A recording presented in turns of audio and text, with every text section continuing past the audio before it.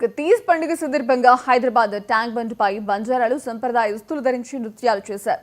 సేవాలాల్ బంజారా సంఘం ఆధ్వర్యంలో ఈ ఉత్సవం జరిగింది. బంజారా సంస్కృతి సంప్రదాయాలు కనుమరుగైపోతున్న దశలో రక్షించుకోవాల్సిన అవసరం ఎంతైనా ఉందని జాతీయ అధ్యక్షుడు మోతీలాల్ నాయక్ అన్నారు.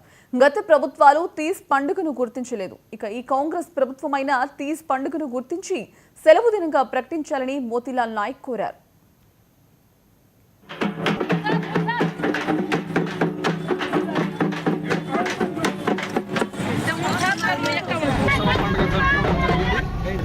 ప్రధానంగా ఈ పండుగ లంబాడీల ఐక్యతను చాటి చెప్పే పండుగ ఇది.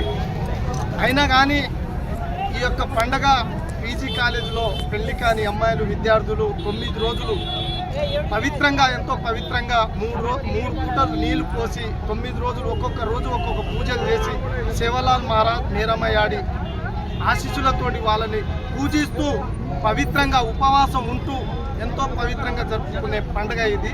ఈ పండుగని ఏ రాష్ట్ర ప్రభుత్వం కానీ గుర్తించలేదు.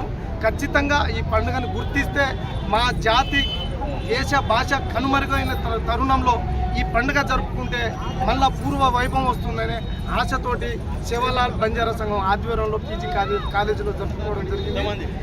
దాదాపు ఒక 500 మంది తోటి ఈరోజు పొద్దున వీఐపీలు, ఇది రాజకీయకు వ్యతిరేకంగా రాజకీయ నాయకులు ఎవరిని ఆ వేదిక మీద రానియకుండా అందరినీ మా జాతి రత్నాలు ఎవరైతే కళాకారులు ఉన్నారో, సినీ నటులు ఉన్నారో, బంజారా కళాకారులు, నటీనటులు, అదేవిధంగా డాక్టర్లు, మళ్ళా వీఐపీలు వాళ్ళందరినీ పిలవడం జరిగింది.